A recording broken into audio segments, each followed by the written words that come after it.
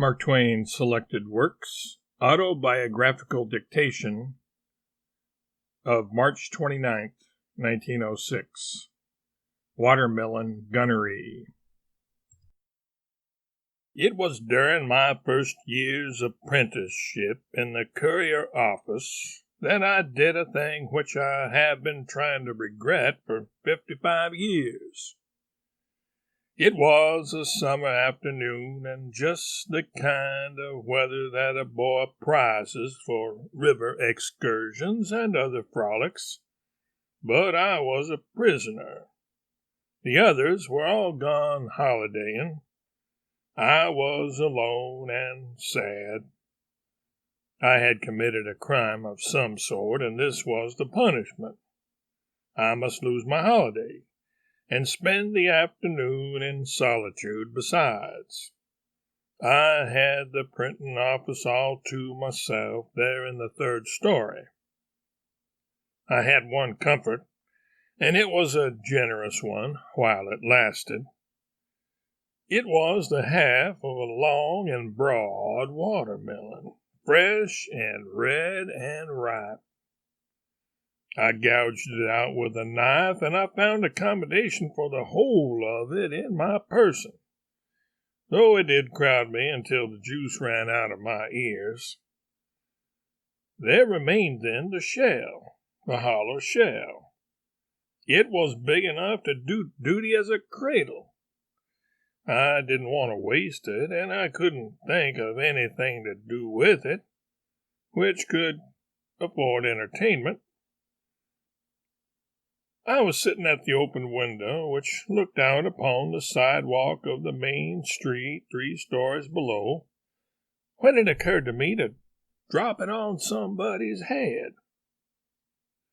I doubted the judiciousness of this, and I had some compunctions about it, too, because so much of the resulting entertainment would fall to my share and so little to the other person.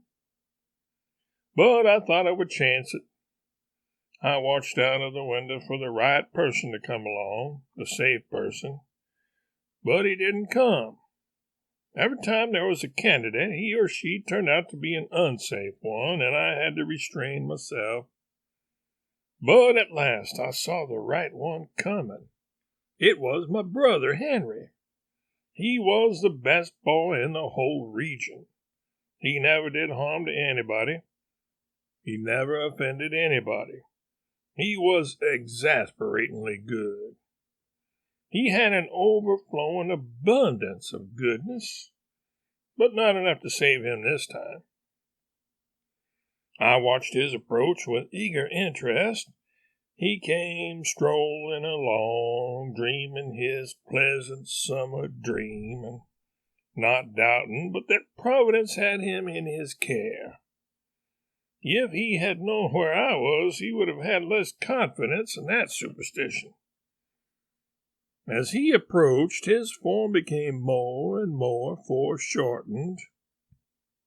When he was almost under me, he was so foreshortened that nothing of him was visible from my high place except the end of his nose, and his alternately approaching feet. Then I poised the watermelon, calculated my distance, and let it go, hollow side down. The accuracy of that gunnery was beyond admiration. He had about 6 steps to make when I let that canoe go, and it was lovely to see those 2 bodies gradually closing in on each other.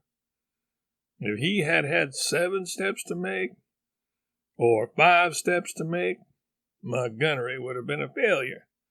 But he had exactly the right number to make, and that shell smashed down right on the top of his head and drove him into the earth up to the chin.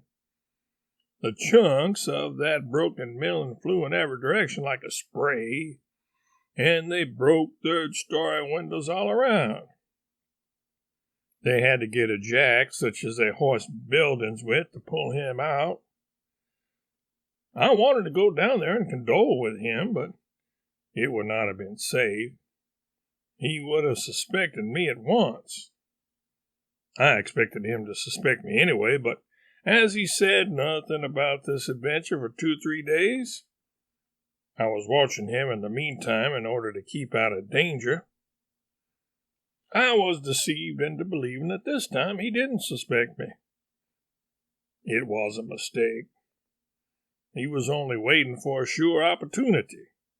Then he landed a cobblestone on the side of my head, which raised a bump there so large that I had to wear 2 hats for a time. I carried this crime to my mother, for I was always anxious to get Henry into trouble with her and could never succeed. I thought that I had a sure case this time when she should come to see that murderous bump. I showed it to her, but she said it was no matter. She didn't need to inquire into the circumstances. She knew I had deserved it, and the best way would be for me to accept it as a valuable lesson, and thereby get profit out of it.